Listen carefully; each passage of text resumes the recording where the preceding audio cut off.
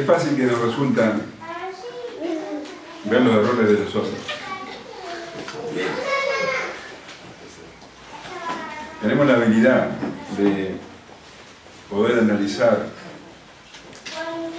las vidas de las demás personas,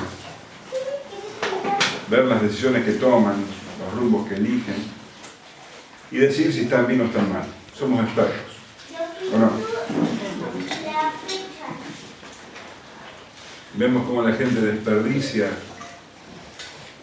todo lo que Dios le dio y nos indignamos y pensamos, ¿cómo pueden hacer eso? ¿Cómo pueden estar tan equivocados?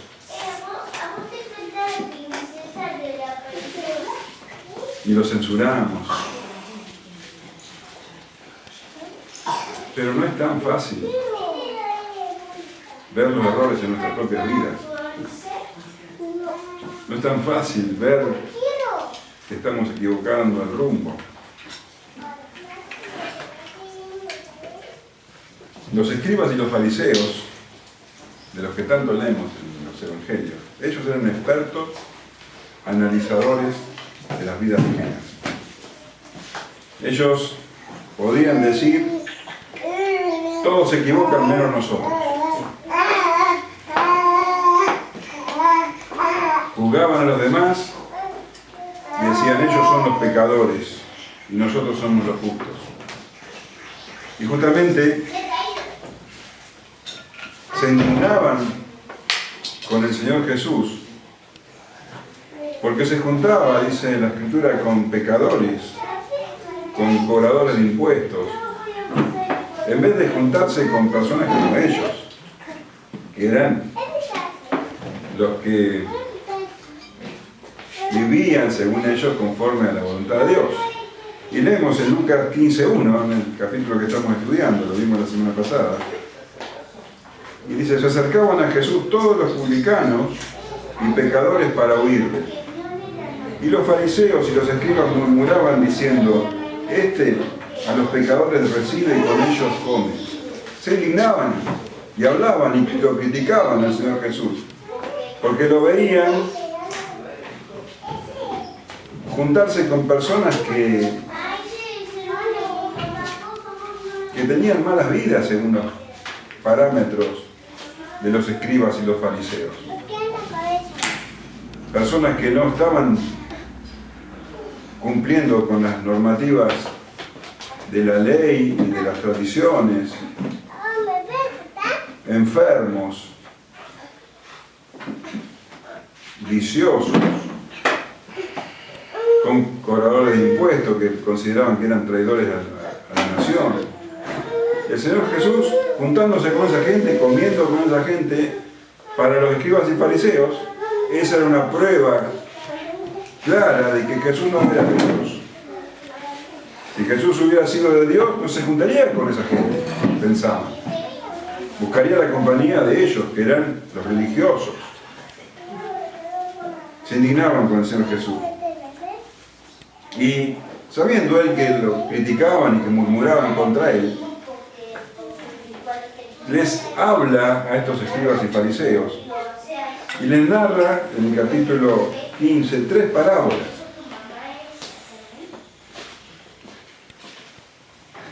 Dos vimos la semana pasada, la parábola de la oveja perdida y de la moneda perdida. Hoy vamos a ver otra parábola, la del hijo, o la de los dos hijos, porque no es la del hijo pródigo, es una parábola que habla de dos hijos, no de uno. Hoy vamos a comenzar, mejor dicho, porque la vamos a terminar la semana que viene. Les narra estas tres parábolas remarcando que Dios ama a esa gente, que Él está buscando a los pecadores que los fariseos rechazan. Los busca y se pone contento cuando se arrepienten. Y una característica de las parábolas del Señor Jesús es que son historias muy sencillas, muy fáciles de entender en lo superficial. Son ejemplos de la vida cotidiana, muy distintos a las narraciones que se leen en las religiones paganas, en las falsas religiones. Viste que hablan de cosas fantasiosas, animales fantásticos, cosas así. No, las parábolas que cuenta el Señor Jesús son tomadas de ejemplos cotidianos de la vida común. Habla de un sembrador, habla de un pastor, habla de semillas, de levadura, de cosas que la gente común conoce, que manejan diariamente. Por eso son narraciones muy sencillas, pero que no son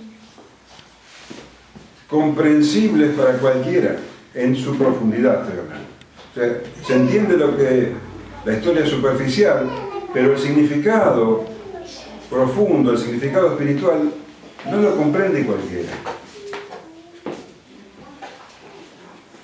Las narraciones del Señor Jesús no se quedan en la superficie, tienen todas un claro significado espiritual, pero ese sentido claro no es tan claro para la mayoría.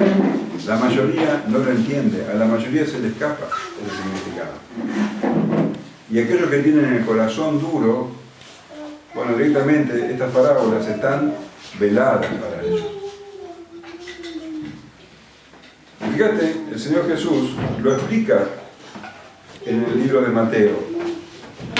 En el capítulo 13, el Señor Jesús había narrado la parábola del sembrador. El sembrador salió a sembrar, ¿te acordás? Y tiraba la semilla en diferentes terrenos. El Señor narra esa parábola y dice, Mateo 13:10, y te la voy a leer en la Nueva Traducción Viviente. Sus discípulos vinieron y le preguntaron, ¿por qué usas parábolas cuando hablas con la gente? A ustedes se les permite entender los secretos del reino del cielo, les contestó, pero a otros no. A los que escuchan mis enseñanzas se les dará más comprensión y tendrán conocimiento de la abundancia. Pero a los que no escuchan se les quitará aún lo poco que entiendan. Por eso uso estas parábolas, pues ellos miran y en realidad no ven, oyen pero en realidad no escuchan ni entienden. De esa forma se cumple la profecía de Isaías que dice, cuando ustedes oigan lo que digo no comprenderán, cuando vean lo que hago no entenderán.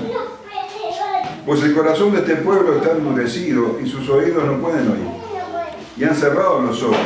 Así que sus ojos no pueden ver, y sus oídos no pueden oír, y sus corazones no pueden entender, y no pueden volver a mí para que yo los sane. Pero benditos son los ojos de ustedes porque ven, y sus oídos porque oyen. Les digo la verdad, muchos profetas y muchas personas justas anhelaron ver lo que ustedes ven, pero no lo vieron, y anhelaron oír lo que ustedes oyen, pero no lo oyeron. Lo que está diciendo el Señor Jesús es que Él narra estas parábolas para explicar los misterios del reino, para explicar cosas espirituales muy profundas. Pero solo van a entender ese significado profundo las personas que tienen oído para oír.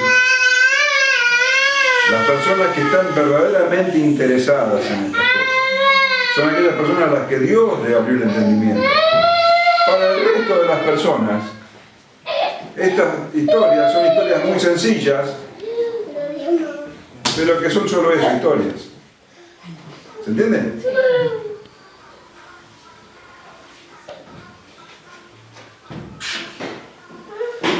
Y esto estaba ocurriendo en ese momento.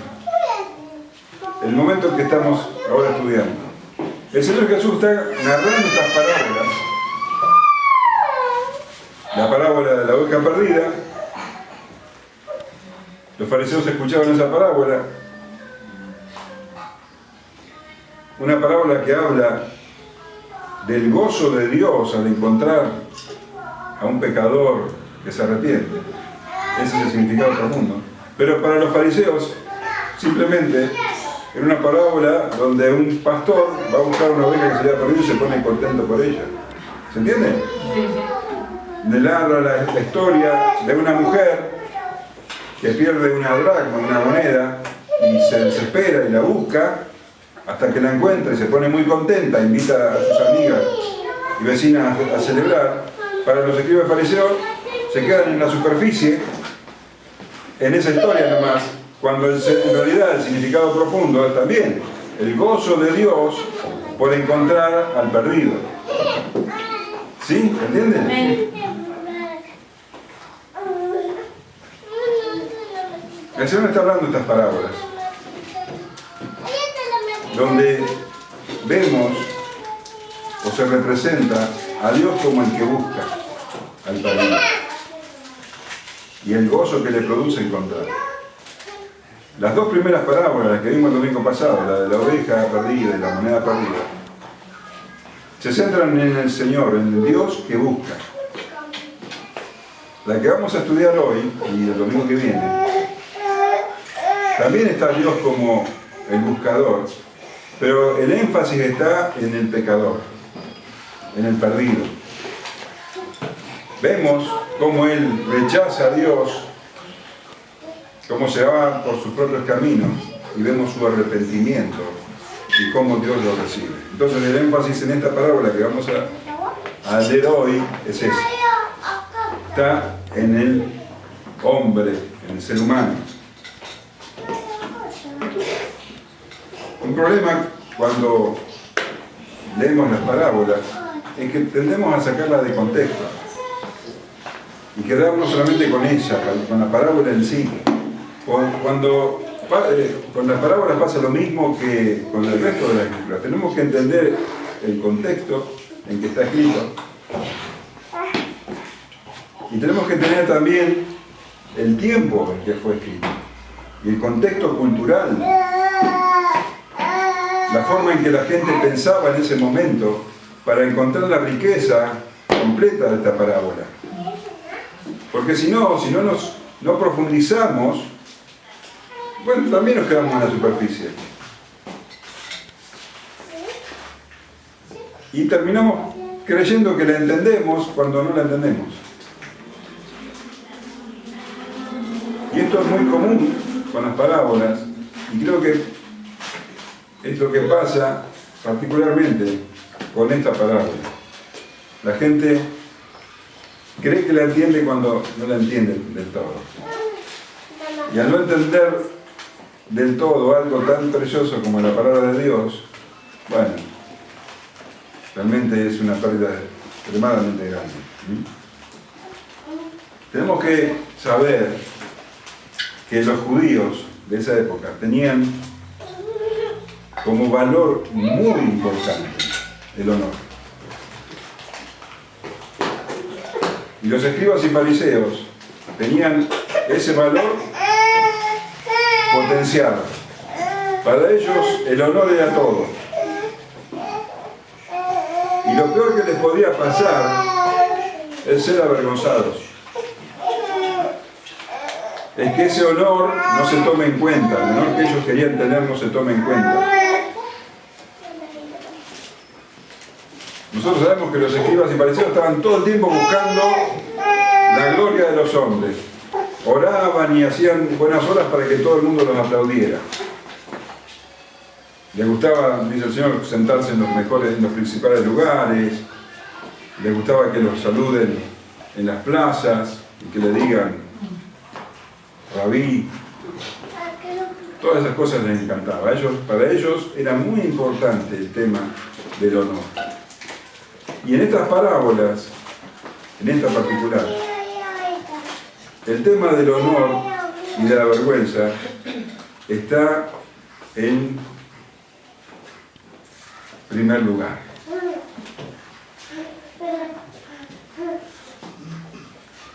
El Señor les está narrando esta parábola a los escribas y fariseos. Ellos se indignaban porque él comía y se juntaba con personas que ellos consideraban pecadoras, personas con las que ellos nunca se juntarían, cuyas vidas no tienen ningún tipo de honor. Y para ellos juntarse con esas personas era vergonzoso, nunca lo harían. Y ahora el Señor les narra una historia. sobre dos hermanos y un padre. El hermano menor tiene una conducta extremadamente vergonzosa. El padre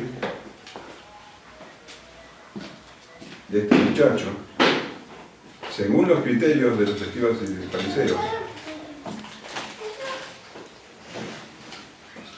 tiene una actitud hacia su hijo también verdaderamente vergonzosa. Y el hijo mayor, lo mismo. Tenemos a tres personas que ilustran exactamente lo que los escribas y fariseos odiaban: la vergüenza. Vidas vergonzosas, actitudes vergonzosas, completamente lejos de el honor, de la honorabilidad.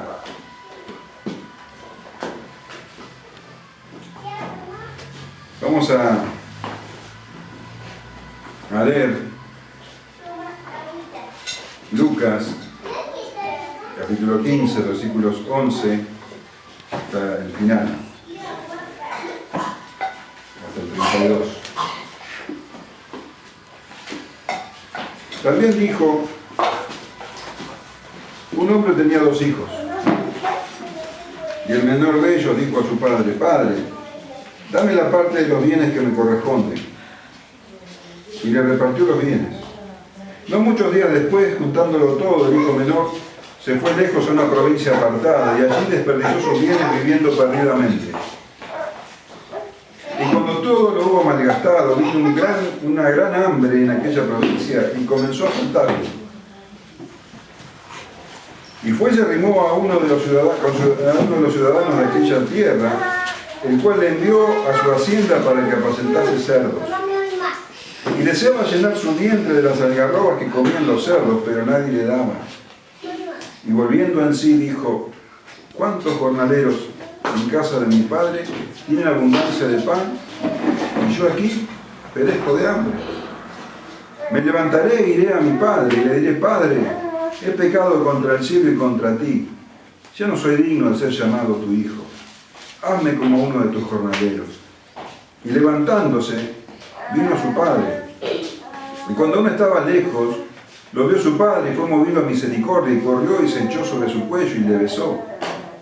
Y el hijo le dijo: Padre, he pecado contra el cielo y contra ti, y ya no soy digno de ser llamado tu hijo. Pero el padre dijo a sus siervos: sacad el mejor vestido y vestidle, y poned un anillo en su mano y calzado en sus pies, y traed el becerro gordo y matadlo, y comamos y hagamos fiesta. Porque este mi hijo muerto era y ha revivido, se había perdido y es hallado. Y comenzaron a regocijarse.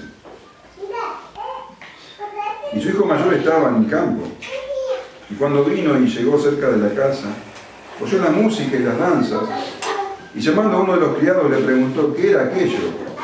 Él le dijo: tu hermano ha venido y tu padre ha hecho matar el becerro gordo por haberle recibido bueno y sano.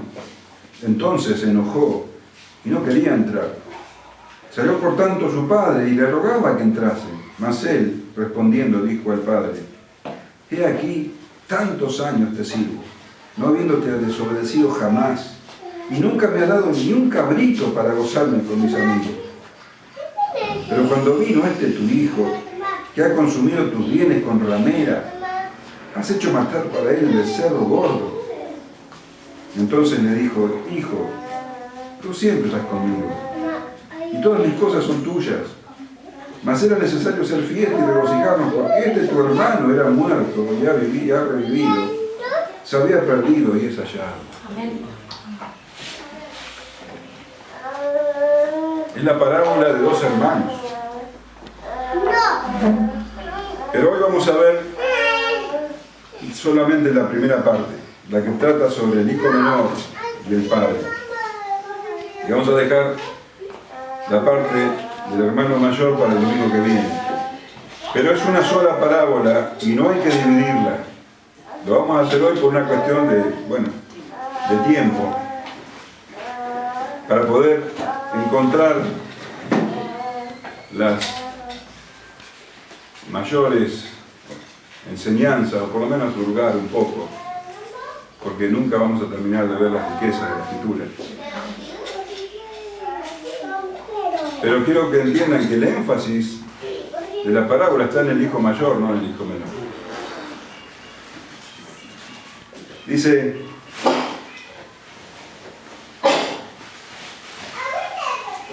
también dijo, le había contado ya las dos parábolas que les hablé, la de la hoja perdida y la de la moneda perdida. También le dijo, un hombre tenía 2 hijos. Y el menor de ellos dijo a su padre, Padre, dame la parte de los bienes que me corresponden. Y le repartió los bienes. Ustedes tienen que colaborar conmigo. Y a medida que vamos desarrollando el sermón, siempre tengan presente que el Señor está hablando a estos escribas y fariseos, que estaban indignados con Él, porque se juntaba con pecadores. El Señor les está narrando esta parábola con ese contexto.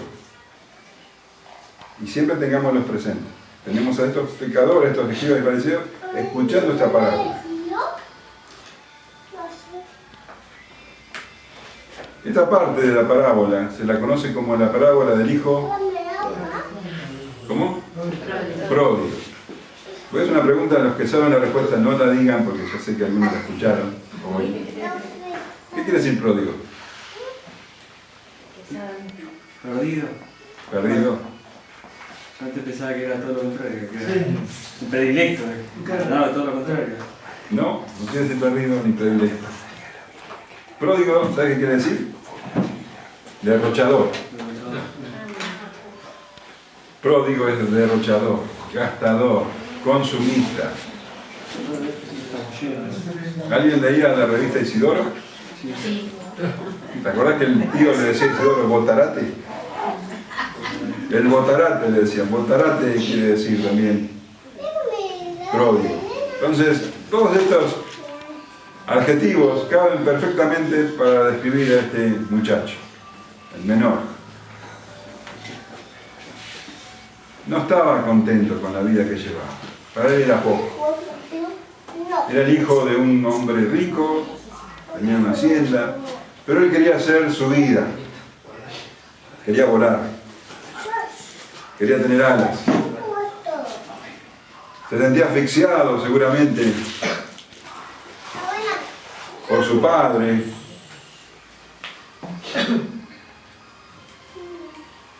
Pero este muchacho quería irse, pero no quería comenzar de cero. Él estaba acostumbrado a cierto nivel de vida y bueno, él quería seguir con ese nivel de vida, pero solo.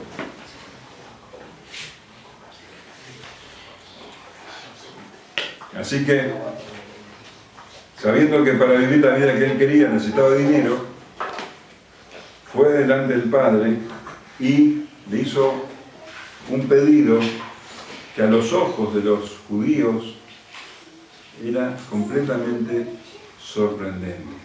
Le dijo, Padre, dame la parte de los bienes que me corresponda. Yo quiero que entiendan lo que les dije recién. Los escribas y fariseos están escuchando esta narración. Y este pedido de este muchacho era indignante, era ofensivo. Estaba diciendo a su padre que él quería, exigiendo que le dé la parte que le correspondía. Él era el hijo menor. Y era verdad que él iba a heredar 1/3 de la herencia del padre. Porque según la ley, el hijo mayor heredaba el doble que los hermanos.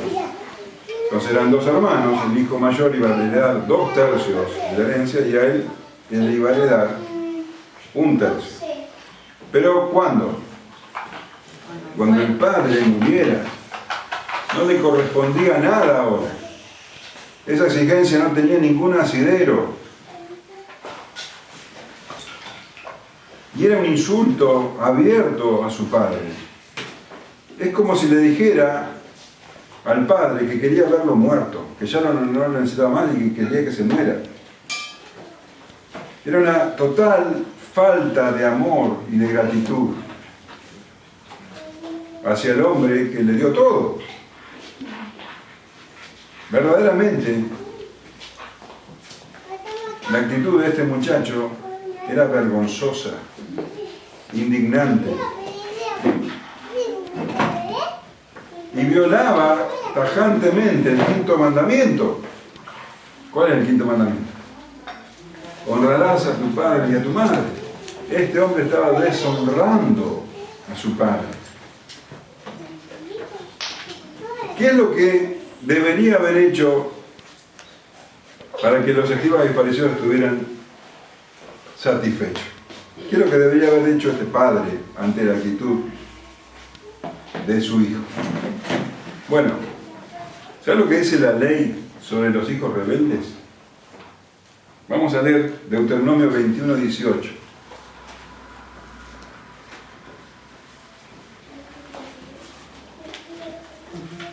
No hagas esto, no es que tenés que hacer esto si tu hijo es rebelde.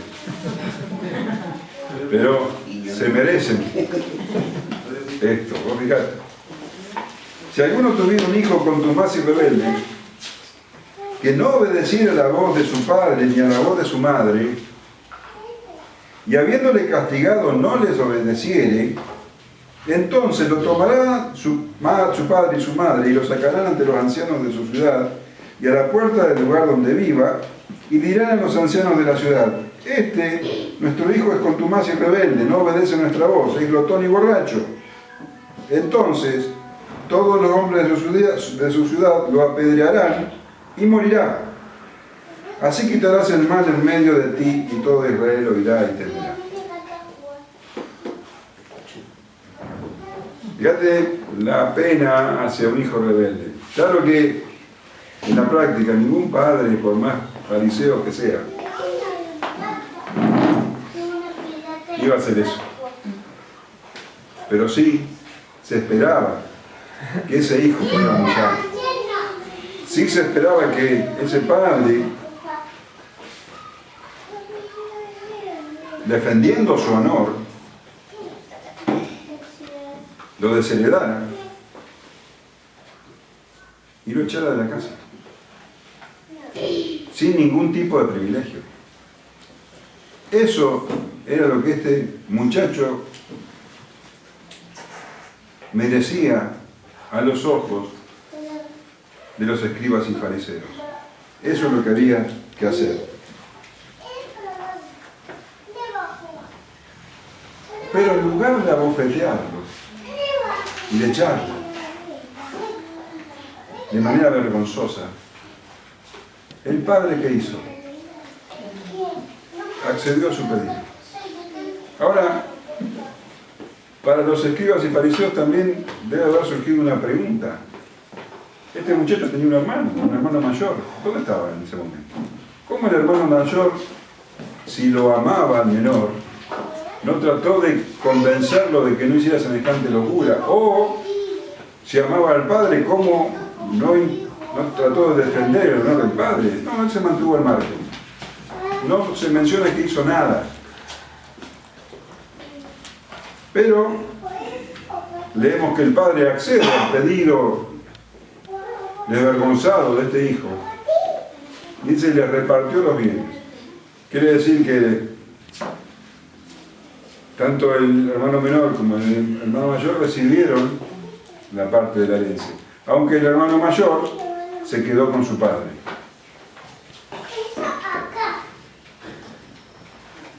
A los ojos de los escribas y fariseos, la actitud de este padre era tan vergonzosa como el pedido del hijo.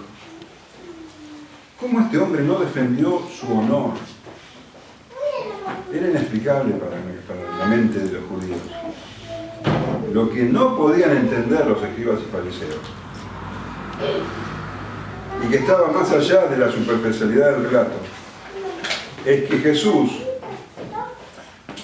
estaba ilustrando con esta parábola la verdad espiritual de que Dios en su paciencia permite al pecador elegir su propio camino. Pero esto no estaba a la vista de cualquiera. Para los escribas y fariseos, esta historia se resumía en un hijo contumaz y rebelde que le falta el respeto al padre, y un padre sin carácter que no defiende su honor y le da el gusto al hijo. No entendían el significado espiritual de lo que el Señor Jesús les estaba mostrando. No muchos días después, dice el Señor, juntándolo todo el hijo menor, se fue lejos a una provincia apartada y allí desperdició sus bienes viviendo perdidamente. No muchos días después, se ve que estos días los invirtió en vender todo lo que había recibido, hacerlo dinero, por decirlo así, para poder irse lejos. Esto también era algo absolutamente indignante, porque la herencia era algo muy precioso. La herencia era lo que pasaba de generación en generación en la familia. La herencia era el producto del trabajo y del esfuerzo de los tatarabuelos, de los bisabuelos, de los abuelos y así, del padre, y ahora llegaba a ellos, con el propósito de que, bueno, sirvieran para el bien familiar. No era para dilapidarlos en cualquier cosa, para malgastarlos. Esto que estaba haciendo este muchacho era realmente una actitud abominable para la mentalidad judía. Estaba despreciando a todos sus antepasados.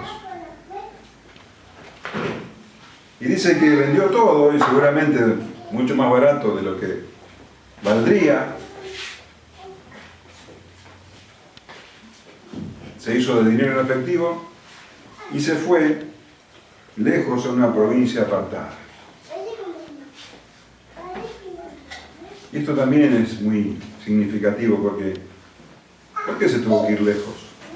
¿Por qué no se quedó ahí, en su pueblo, viviendo a su manera? Porque no quería que lo vieran. Él sabía que lo que iba a hacer era algo vergonzoso. No quería que ni su padre, ni sus vecinos, ni nadie vieran la clase de vida que él quería llevar.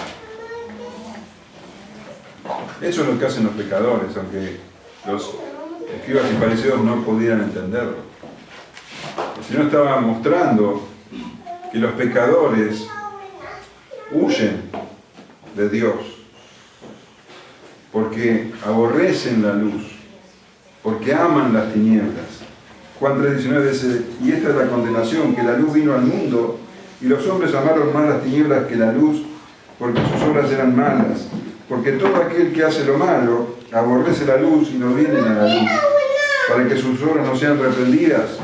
Mas el que practica la verdad, viene a la luz para que sea manifiesto que sus obras son hechas en Dios. Las personas saben que están haciendo mal y no quieren el juicio de los demás. Viste que los jóvenes se van a Bariloche o lugares así a hacer la vida loca. No lo hacen delante de sus padres porque aborrecen la luz, no quieren que sus obras sean reprendidas. Así es como el pecador huye de Dios y de su palabra.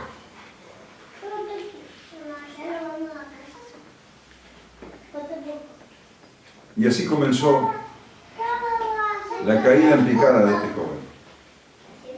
Dice que se fue lejos, a una provincia apartada, y allí desperdició sus bienes viviendo perdidamente. Se fue lejos, y ¿sabes qué? De la nada aparecieron amigos, y amantes, y diversión, porque tenía dinero. Pero cuando desapareció el dinero, desaparecieron los amigos, los amantes, las amantes, la diversión, todo. Desperdició sus bienes viviendo perdidamente. Qué ilustración de la vida del pecador, que desperdicia todo lo que tiene. Su tiempo, su cuerpo, todo lo que Dios le dio viviendo perdidamente. Se quedó sin nada, desperdició sus bienes, los malgastó todo. Y cuando se quedó sin nada, podríamos pensar que este hombre podría haber recordado lo bien que estaba con su padre y podría haber pensado en volver, pero no, todavía no estaba listo. Y a esa crisis personal de haber perdido todo, se le sumó una crisis general, una crisis nacional. Dice que, y cuando todo lo hubo malgastado, vino una gran hambre en aquella provincia y comenzó a faltarle. Este hombre, que ya no tenía nada, no fue previsor, sabiendo que las circunstancias cambian. Y hambrunas hubo repetidas veces en la historia de Israel. Las situaciones económicas cambian de un año a otro, de un mes a otro. Bueno, en Israel hubo hambruna en la época de Abraham, en la época de José, cuando estaban en el desierto, en Egipto. Hubo hambruna en la época de Ruth, de Nehemías. Muchas hambrunas, inclusive después vendrán hambrunas en la época de Pablo. Esto era algo común. Pero este hombre no estaba preparado. Y como decía, su crisis económica, personal, se suma a la crisis general. Y por primera vez en su vida, una vida de opulencia, de riqueza, dice, comenzó a faltarle.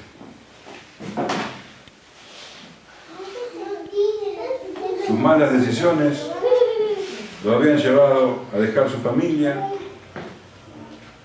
había sido abandonado por sus falsos amigos, estaba en un lugar donde no conocía a nadie, era extranjero, una situación desesperante.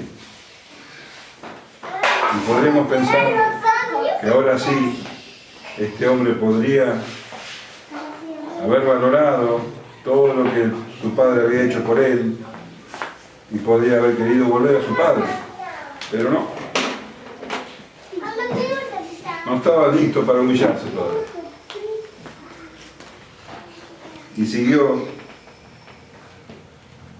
cayendo más bajo a una vida cada vez más vergonzosa. Y se vio obligado a mendigar de la manera más humillante.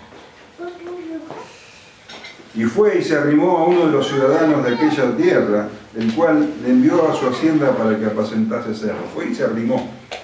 La idea es que fue a cargosearlo, fue a pedirle, a rogarle, insistentemente. Y este hombre, evidentemente, para sacárselo de encima, lo mandó a la hacienda para que apacentase cerdos. No lo estaba contratando, no le dio un trabajo. Lo mandó a que viviera con los cerdos. Porque este hombre, este muchacho, no tenía nada y por lo menos tenía un lugar para vivir, pero no tenía un salario. Porque él seguía mendigando. Entonces ya no podía caer más bajo. Un judío apacentando cerdos era la mayor humillación que nunca nadie se puede imaginar jamás. Hasta había un dicho entre los judíos que la maldición caiga sobre el hombre que cuida cerdos, como que era lo más horrible que le puede pasar a alguien, la caída más bajo. Era el colmo de la humillación. Y dice, y deseaba llenar su vientre de las algarrobas que comían los cerdos, pero nadie le daba. Empezó a envidiar a los cerdos. O sea, más abajo no podía estar. Para los judíos los cerdos eran los animales inmundos. Y este hombre empezó a envidiar la vida de los cerdos. Tenían que comer, comían algarrobas. Y él seguía mendigando y nadie le daba nada. Había una hambruna en la región. ¿Quién le iba a dar algo? Estaba en una situación más humillante. Y los fariseos que escuchaban estarían pensando, bueno, se merece todo eso. Este muchacho ingrato, malo, maleducado, mal agradecido, desvergonzado, se merece lo que le vino. Son las consecuencias de sus actos.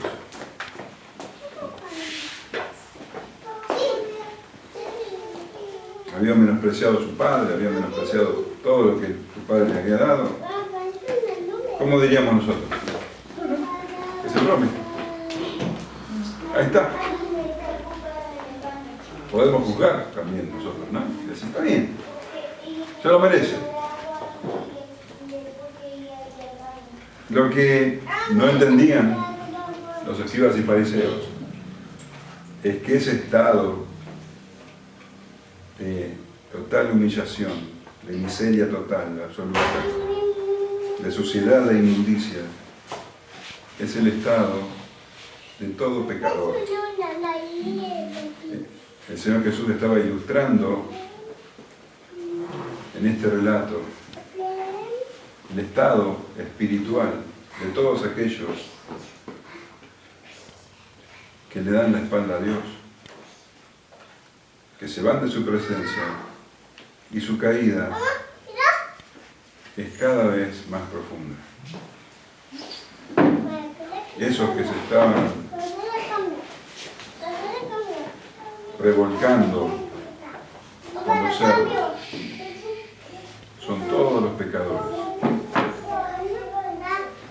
revolcándose en el lodo espiritual. Y en el libro de Romanos, esta caída está claramente descrita en el capítulo 1, en el versículo 21 en adelante.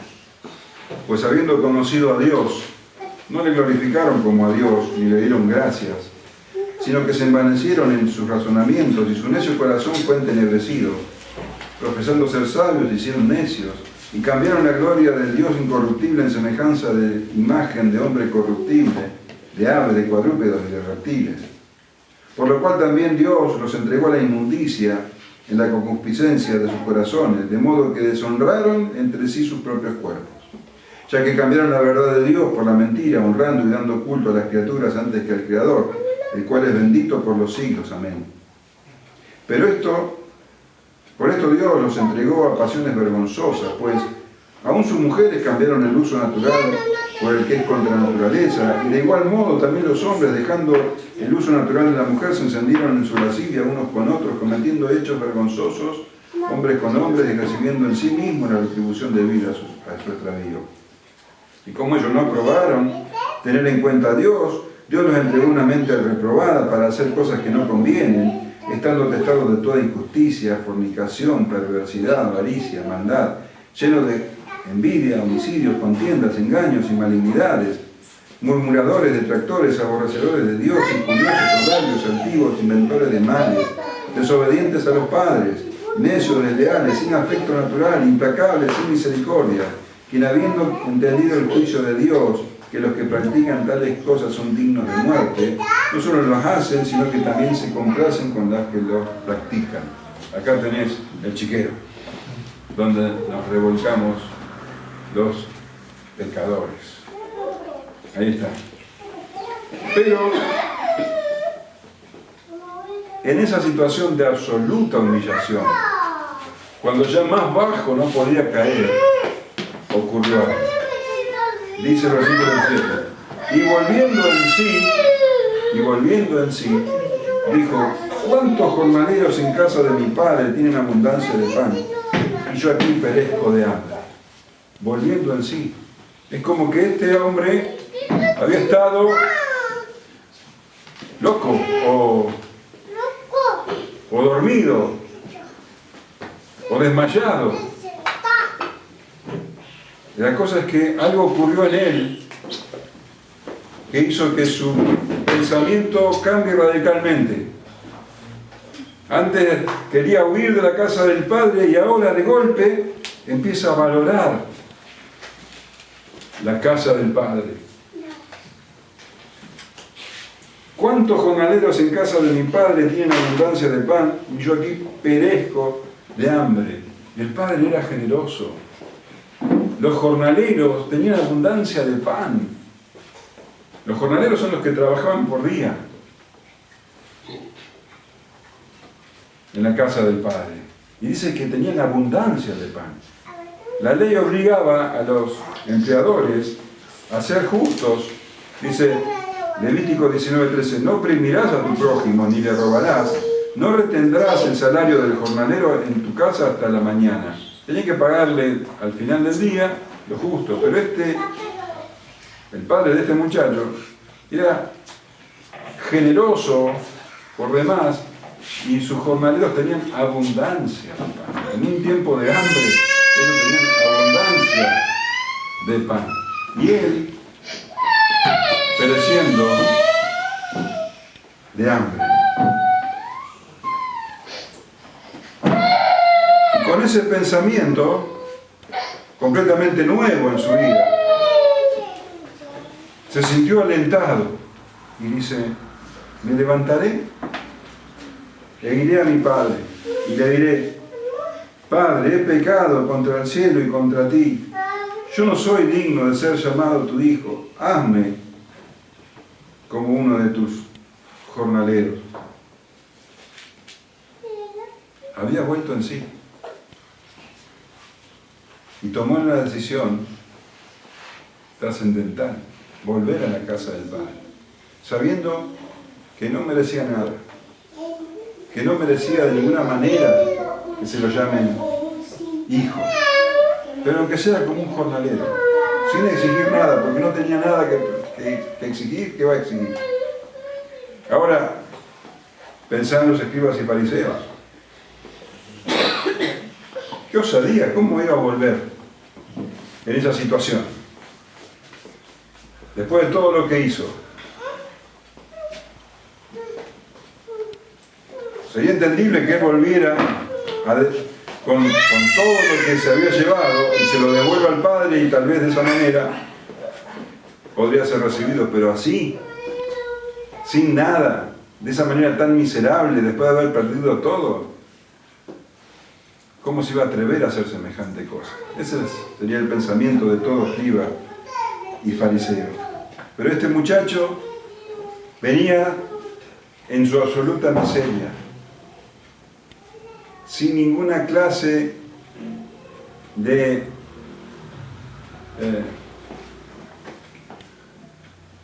exigencia.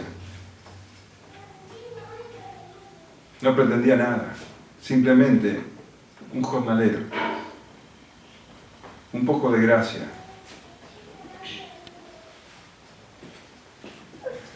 Sabía que había perdido todo. Sabía que no tenía derecho a nada. Pero volvería a la casa del Padre. ¿Sabes cómo se llama eso? Arrepentimiento. Lo que el Señor estaba ilustrando era el arrepentimiento del pecador que de un momento a otro volvió en sí. Algo ocurrió. Y el pecador vuelve en sí por la acción del Espíritu Santo, que lo hace ver de una manera completamente diferente y hace ver lo que antes no veía.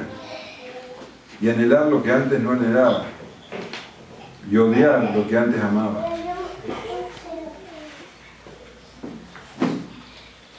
Claro que los fariseos y los escribas no podían entender que el Señor estaba hablando de algo espiritual como el arrepentimiento. El hecho es que este muchacho toma esa decisión de volver al Padre sin ningún tipo de derecho para hacerlo. Y ahora el foco se vuelve al Padre. Es como si hasta ahora la cámara hubiera estado enfocando en el hijo menor, ahora la cámara se vuelve hacia el Padre.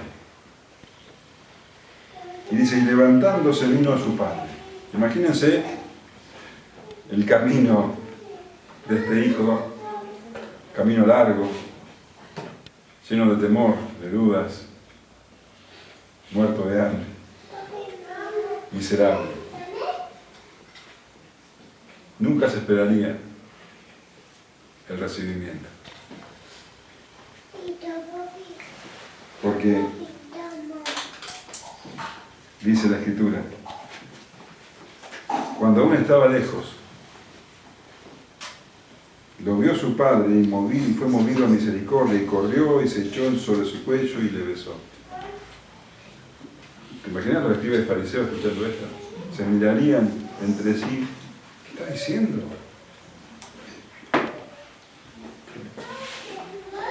Lo lógico es que no lo recibiera. Lo más misericordioso que podría hacer es tenerlo por semanas sin recibirlo y después, en algún momento en que esta persona se hubiera sentido bien miserable,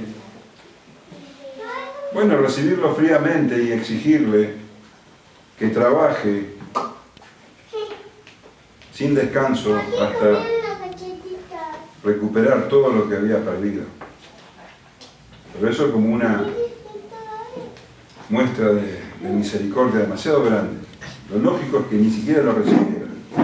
Pero este padre hizo lo impensable. Lo que nadie esperaría. Porque es claro que desde el día que su hijo se fue, él lo estuvo esperando. Y mirando, esperando su regreso. Porque dice que cuando él estaba lejos, lo vio. El padre estaba esperando, estaba viendo, estaba esperanzado de que algún día su hijo volvería.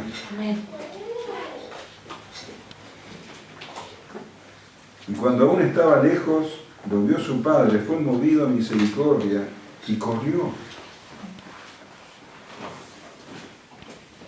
Cuando dice movido a misericordia, quiere decir que sus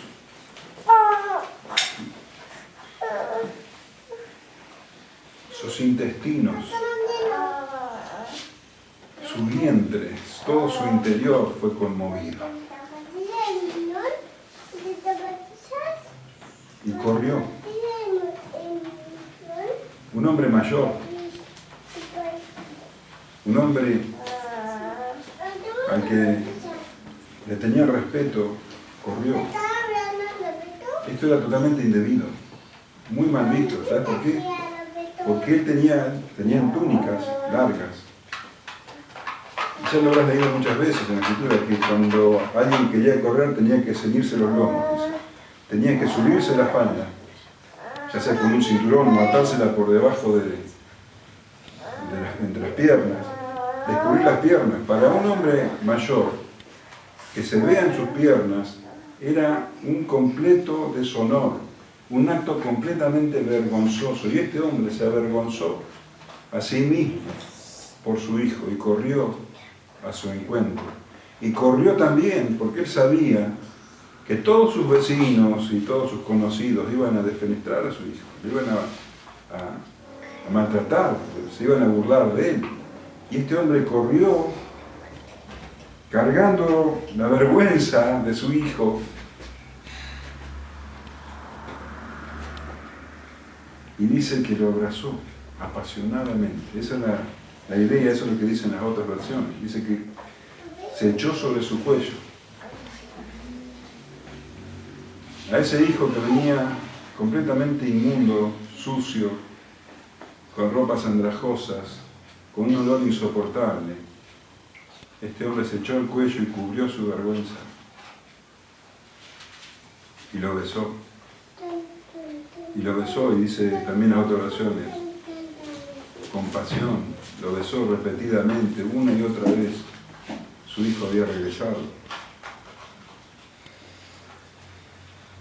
Y el hijo empezó a hablar.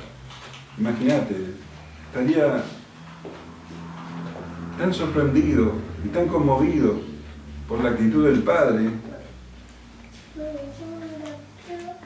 que no me cabe duda de que habrá descargado toda su angustia y su vergüenza con lágrimas a los brazos de su papá.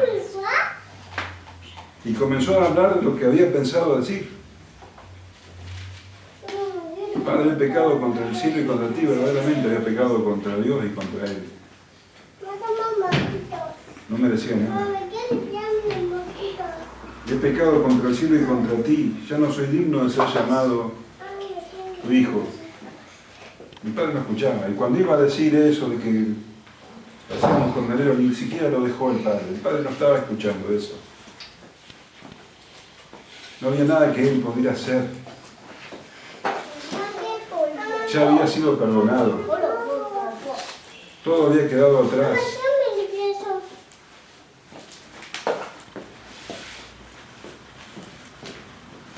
Y dice, pero el padre dijo a sus siervos, sacad el mejor vestido y vestidle, y poned un anillo en su mano y calzado en sus pies. Evidentemente el padre vino corriendo y detrás de él vinieron los siervos. Y ante tanta alegría el padre dijo, sacad el mejor vestido de la casa, obviamente de que era su mejor vestido, el mejor vestido del padre. El mejor vestido era el que estaba destinado para una ocasión extremadamente especial. El mejor vestido era para que él, el patriarca, luciera con honor delante de alguna persona muy importante que pudiera venir a visitarlo, o el evento más importante de cualquier familia judía, que era el casamiento del primogénito. Y él le dijo a sus sirvientes, traigan el mejor vestido para que su hijo, que venía andrajoso y sucio, se lo pusiera. Y el anillo de la familia, el anillo donde estaba el sello familiar, el sello de autoridad, con el que autentificaban los documentos. Era el hijo restaurado en todo sentido.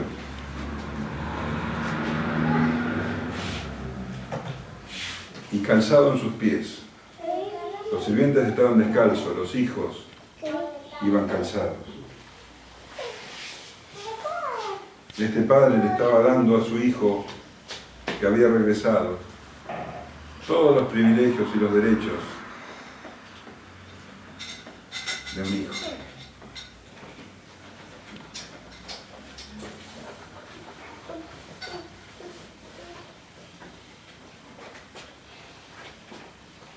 Los fariseos estarían tan enojados con este relato.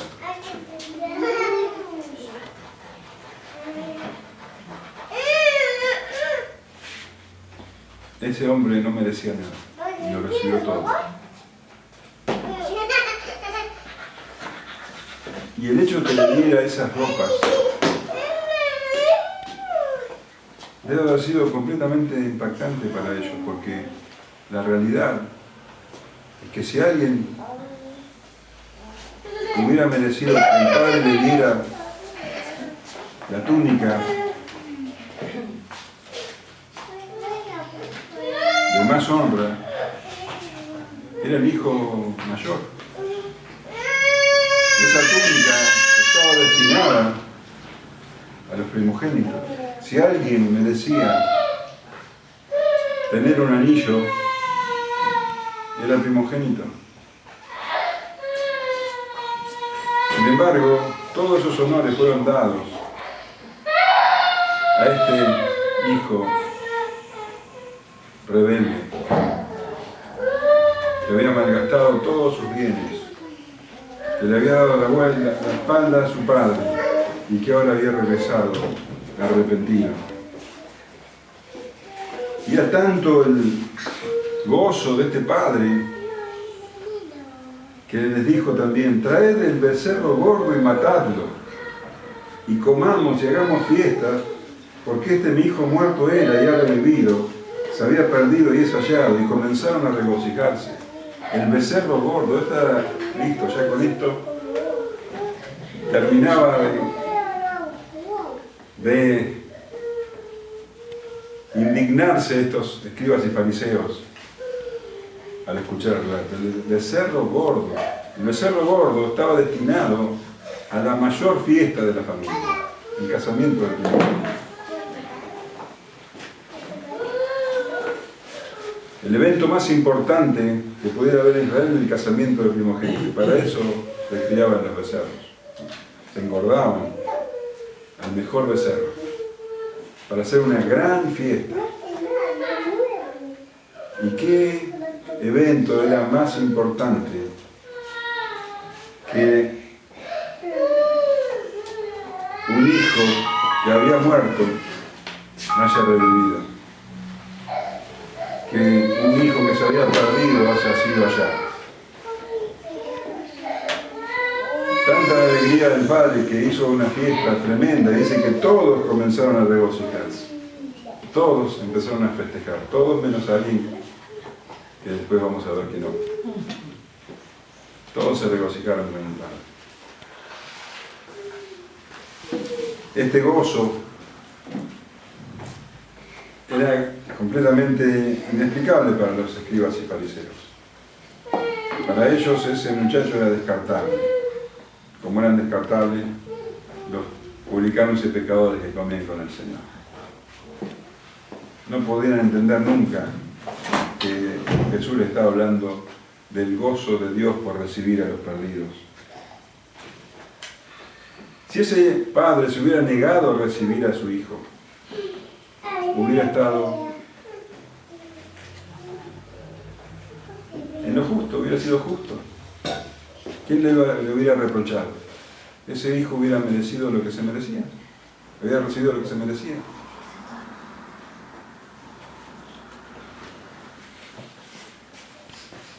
Así,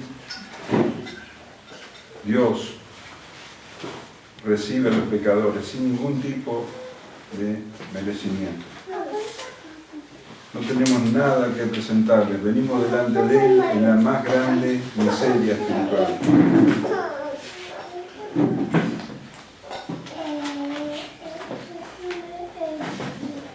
Y Él nos recibe. Y como ese padre vino corriendo a abrazar a su hijo y a darle todos los privilegios de hijo, así el Señor nos recibe a nosotros, el pecador que se arrepiente. No merecemos nada. No nos ganamos nada. Si ahora se cae el techo